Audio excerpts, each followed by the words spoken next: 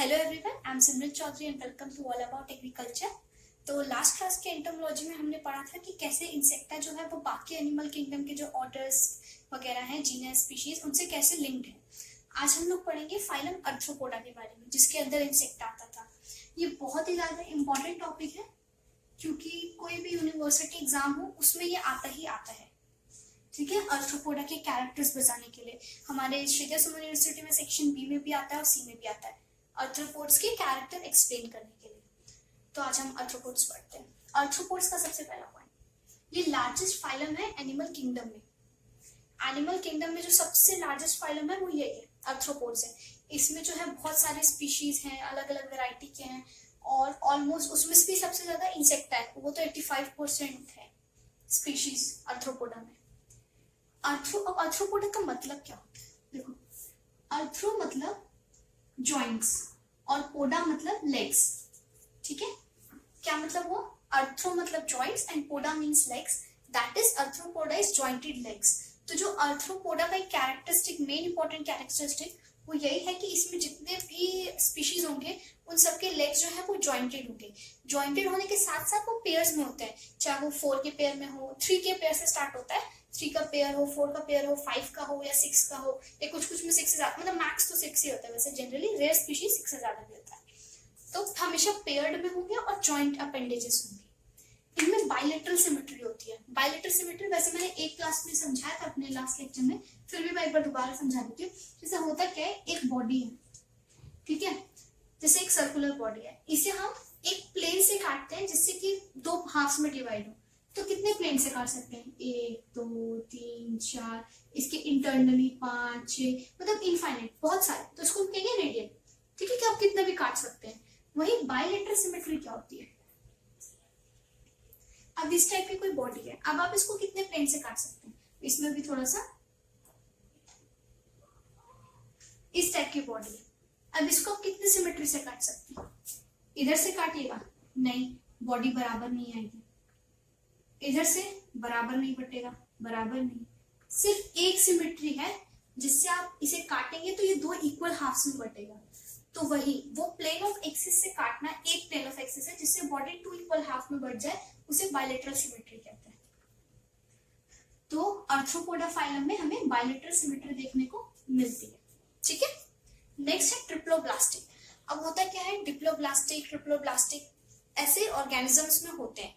क्या मतलब, जब बॉडी बन रहा होता है, सेल्स बन रहे होते हैं, तो उसमें क्या है, 3 लेयर्स बनते हैं, अंदर वाला एंडोडर्म, मेसोडर्म और एक्टोडर्म, जिसमें ये तीनों लेयर प्रेजेंट होती है, उसे कहते हैं ट्रिप्लोब्लास्टिक। जिसमें सिर्फ एक्टो और एंडो होती है, मेसो नहीं होती है, वो होती है डिप्लोब्लास्टिक। तो यहाँ पे अर्थ्रोपोडा जो है वो ट्रिप्लोब्लास्टिक है, मतलब इसमें ये तीनों एंडो, एक्टो, मेसो तीनों लेयर्स प्रेजेंट होती है। ठीक है, वैसे एनिमल किंगडम में क्लास 9th में भी और क्लास 11th में भी, 11th में तो खैर डीप में जिनके पास बायो थी उन्होंने ये सब चीजें पढ़ी होगी, नहीं तो 9th में भी ब्रीफ इंट्रो तो है, बाकी जो इनसे रिलेटेड है वो तुम्हें बताती ही जा रही है। फिर है organ system. Organ system level of organisation होता है, मतलब क्या कि देखिए, अगर कोई सबसे पोरिफेरा है उसमें सेलुलर लेवल ऑफ ऑर्गेनाइजेशन होता है, मतलब क्या, उसमें सिर्फ सेल्स प्रेजेंट होते हैं। ठीक है, पहले होते हैं सेल्स, फिर सेल धीरे धीरे धीरे धीरे एग्रीगेट करते हैं और बनाते हैं टिश्यू। तो जो ऑर्गेनिज्म में टिश्यू होगा उसमें कहेंगे टिश्यू लेवल ऑफ ऑर्गेनाइजेशन है, उसमें जो है टिश्यूज बने हुए हैं। पोरिफेरा सेलुलर होता है, सेल, टिश्यू। अब ये सारे टिश्यू मिलेंगे, टिश्यू मिलके बनाएंगे, मतलब होता क्या है, सेल्स हैं, सेल मिले मिले मिले मेरे टिश्यूज बना के उन्होंने लीवर बनाना स्टार्ट किया। ठीक है, मतलब टिश्यूज मिलते गए और उन्होंने सोचा कि चलो हम लोग सिक्रीशन, डाइजेशन, इन सब का काम करते हैं। ठीक है, फिर वो टिश्यूज जो थे वो भी मिलते गए एग्रीगेट बना के ऑर्गन बना देते, जैसे कि मेरा लीवर। ठीक है, तो कुछ में ऑर्गन सिस्टम होता है। अब वो ऑर्गन जो है वो बाकी और ऑर्गन्स जो बन रहे होंगे उनसे लिंक्ड होगा।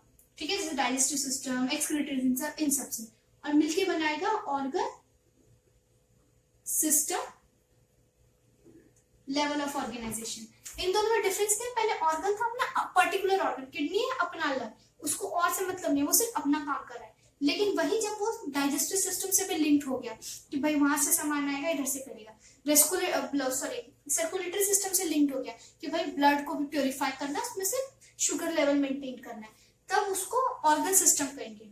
तो यहाँ आर्थ्रोपोडा में हमें ऑर्गन सिस्टम ऑफ ऑर्गेनाइजेशन देखने को मिलता है। यहाँ सारे ऑर्गन्स एक दूसरे से लिंक टाइप के होंगे, ठीक है।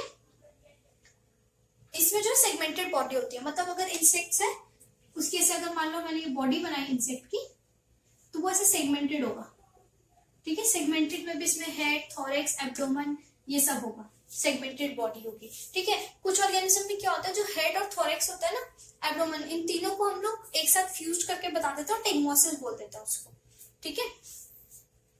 ये जैसे सिफेलोथोरैक्स होता है, कुछ क्रुस्टेशियंस में सिफेलोथोरैक्स होता है। सिफेलोथोरैक्स क्या, तो उसमें हेड और थोरैक्स जो है वो दोनों फ्यूज हो जाएगा, तो उसको हम सिफेलोथोरैक्स बोल देंगे, ठीक है। वैसे हेड, थोरैक्स, एब्डोमेन अलग अलग। फिर नेक्स्ट है हिमोसिल, हिमोलिम्फ।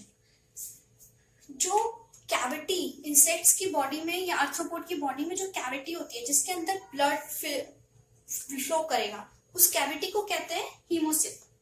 और जो हिमोसिल के अंदर फ्लो करेगा ब्लड, उसको कहते हैं हिमोलिम्फ। ये कलरलेस ब्लड होता है, क्यों, क्योंकि इसमें आरबीसी प्रेजेंट नहीं होती है, इसलिए इसको हिमोलिम्फ बोलते हैं। तो वो जो कैविटी है, body cavity is known as haemocoel, and where the blood flows which is colourless due to lack of RBC is known as haemolymph, okay. Next है tubular alimentary canal with anus and mouth. अब होता क्या था, जैसे जो हम लोग का ये सेल बनता था ट्रिप्लोब्लास्ट, डिप्लोब्लास्ट, तो ट्रिप्लोब्लास्ट बनने के बाद अब क्या होता था, उसमें एक कुछ ऑर्गन में एक ही ओपनिंग होती थी। एक ओपनिंग क्या, मतलब इधर से ही वो खाना खाएगा और इधर से ही वो एक्सक्रीट भी करेगा। लेकिन जो आर्थ्रोपोड्स है उसमें दो ओपनिंग होती है, एनस के लिए अलग और माउथ के लिए अलग। तो हमारा आर्थ्रोपोड जो है उसका जो ट्यूबुलर एलिमेंट्री कैनाल है उसमें एनस भी होगा, उसमें माउथ भी होगा।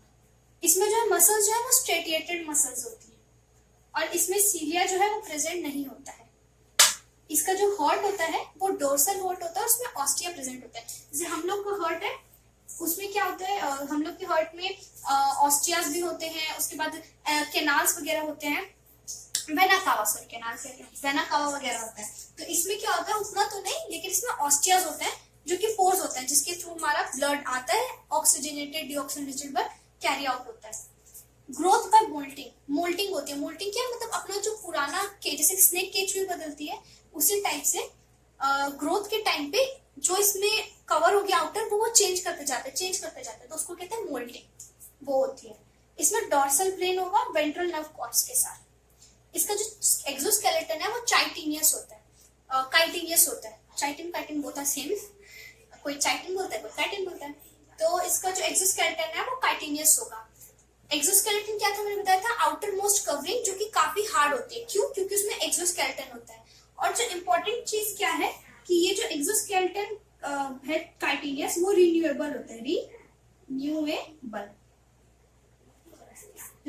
होता है। रिन्यूएबल इन द सेंस कि वो काइटिन की जो एक्सोस्केलेटन है, जब वो मोल्टिंग करेगा तो उसको चेंज करके एक न्यू एक्सोस्केलेटन ले लेंगे, फिर कुछ स्टेजेस के बाद फिर वो मोल्टिंग करेंगे और अपना पुराना एक्सोस्केलेटन रिमूव कर देंगे और फिर नया चाइटिनियस एक्सोस्केलेटन धारण कर लेंगे।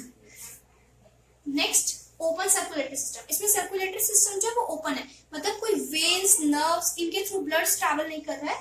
ऑस्टिया है वो ओपन पोर है, पूरी बॉडी में ब्लड गया, ऑक्सीजनेटेड, फिर अंदर आया, वो पंप होके गया, फिर डीऑक्सीजनेटेड आया। इसमें कोई वेन्स वगैरह का सिस्टम नहीं होता है। रेस्पिरेशन, तो रेस्पिरेशन जैसे जैसे इसके कुछ ऑर्गेनिज्म, क्योंकि होता है कि आर्थ्रोपोड्स के कुछ ऑर्गेनिज्म जो है वो पानी में रहते हैं, कुछ जो है वो एयर में रहते हैं, कुछ जो है वो लैंड पे रहते हैं, तो उसके अकॉर्डिंग इनका रेस्पिरेशन भी है। कुछ गिल्स से करते हैं, कुछ ट्रैकिया से करते हैं, कुछ बुक लंग्स से, कुछ बुक गिल्स से, ठीक है। जैसे गिल्स में बात करें तो जितने क्रूस्टेशियंस हैं वो गिल्स से करते हैं। अगर ट्रैकिया की बात करें तो डिप्लोपोडा जो है वो ट्रैकिया से करता है। बुक लंग्स की बात करें तो अराकिनिडिया जो है वो बुक लंग से करता है, और बुक गिल्स की बात करें तो किंग कोबरा वो बुक गिल से करता है। यूनिसेक्सुअल होते हैं, मतलब इनके सेक्सेस सेपरेट होंगे, मेल अलग होगा, फीमेल अलग होगी। बाइसेक्सुअल, यूनिसेक्सुअल है मतलब मेल अलग, फीमेल अलग। बाइसेक्सुअल में क्या होता है, उनको हम ऐसे रिप्रेजेंट करते हैं, ठीक है। ये बाइसेक्सुअल होते हैं, मतलब मेल और फीमेल एक ही में होगा। जैसे ज्यादातर प्लांट्स में होता है ना, वो प्लांट्स बाइसेक्सुअल होते हैं, उनमें मेल्स भी एक ही जगह होगा, फीमेल भी होगा, बस अलग अलग प्लेस हो जाते हैं पोजीशंस में। नहीं, इसमें सेपरेट होगा, दो अलग अलग, ना हर्माफ्रोडाइट भी। कुछ रेयर एक आध होते हैं, मतलब कभी एक्सेप्शन आ गए तो, वैसे ये यूनिसेक्सुअल होते हैं, इनके सेक्सेस सेपरेट होंगे, ठीक है। नेक्स्ट पॉइंट है डेवलपमेंट। डेवलपमेंट नीड में डायरेक्ट इनडायरेक्ट होता है। डायरेक्ट मतलब डायरेक्ट जो है, जो स्टेजेस आएंगी, जैसे मैंने उस टाइम आपको एक लेक्चर में बताया था कि एडल्ट होगा, एडल्ट एग देगा, एग जो है वो लार्वा प्यूपा होते हुए फिर एडल्ट बन जाएगा, या फिर यहाँ पे एक निम्फ स्टेज आती है। तो जब वो निम्फ स्टेज आती है तो उसमें एडल्ट और निम्फ दोनों एक दूसरे से काफी डिफरेंट होते हैं। जैसे आप जो बर्ड है, बटरफ्लाई है, उसके जो निम्फ स्टेज में होते हैं उसको देख के नहीं सोच सकते कि बटरफ्लाई बनने वाले इतनी ब्यूटीफुल, लगेगा वो एक कीड़ा मकोड़ा है। तो वही जो वो निम्फ स्टेज होती है, अगर वो आती है तो उसको कहते हैं इनडायरेक्ट, और एकदम डायरेक्टली अपना साइकिल पूरा करके वो बनता है एडल्ट, तो उसको कहते हैं डायरेक्ट। नेक्स्ट है एक्सक्रीशन। तो एक्सक्रीशन जैसे हमने इसमें देखा था रेस्पिरेशन में कि अलग अलग ऑर्गेनिज्म अलग अलग जगह रह रहा है, उस हिसाब से रेस्पिरेशन कर रहा है। सिमिलरली एक्सक्रीशन भी वो अलग अलग हिसाब से करता है, मतलब जिस एरिया में वो रह रहा है, जैसे उसकी इन्वायरमेंट है। जैसे मालपिजियन ट्यूब्यूल सबसे जो मेन इंपॉर्टेंट है वो है मालपिजियन ट्यूब्यूल। इसके अलावा वो ग्रीन ग्लैंड्स या ग्रीन सेल्स भी बोलते हैं, उसके थ्रू करता है, या फिर कोक्सियल ग्लैंड्स के थ्रू करता है। फर्टिलाइजेशन इसमें बोथ इंटरनल और एक्सटर्नल दोनों होती है। इंटरनल जैसे कि बर्ड्स में होती है, एक्सटर्नल जैसे कि हमारे ये टोड्स वगैरह में होती है, फ्रॉग्स वगैरह में। एक्सटर्नल मतलब वो फीमेल जो है वो पानी में एग ले करती है, और उसके बाद जो मेल है उसका स्पर्म पानी में स्विम करते करते फ्यूज कर जाता है, उस टाइप से एक्सटर्नल।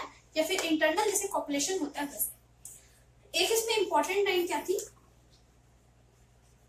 कि बहुत गर्मी है, दिल्ली में बहुत गर्मी है, ऊपर से मुझे फैन भी ऑफ करना पड़ रहा है लेक्चर्स की वजह से। पेरिप्लाटस जो है वो कनेक्टिंग लिंक है बिटवीन एनेलिडा एंड आर्थ्रोपोडा। पेरिप्लाटस जो है वो उसके पास दोनों के कैरेक्टर्स है, एनिलिड्स के भी और आर्थ्रोपोड्स के भी। तो यहाँ पे आर्थ्रोपोड्स कैरेक्टर कंप्लीट होता है। इसका पीडीएफ मैं इस लेक्चर के नीचे डाल दूंगी लिंक में। और बाकी हाँ इतना है, इतना काफी सफिशिएंट है। बाकी I hope you like the lecture, और कुछ भी डाउट हो तो कमेंट बॉक्स में पूछिए। Thank you.